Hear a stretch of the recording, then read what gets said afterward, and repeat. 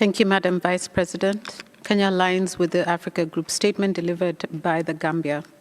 As a member of the East African community, Kenya continues to closely follow developments in our sister country, Burundi. We commend Burundi's constructive engagement during its fourth Universal Periodic Review cycle and its election to the HRC for the 2024-26 cycle. We encourage Burundi to continue to use this position to further uphold the highest standards of human rights.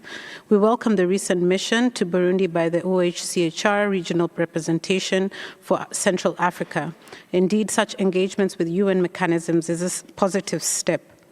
Madam Vice President, the East African Community and African Union have vital roles in supporting Burundi's progress. We encourage full engagement with these regional mechanisms, which can provide valuable support.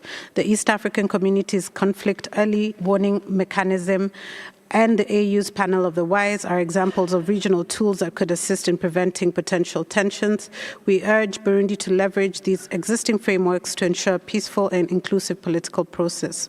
Kenya continues to support Burundi through regional cooperation mechanisms as it strengthens human rights protections and democratic processes. A stable, prosperous Burundi is in the interest of our entire region. We thank you.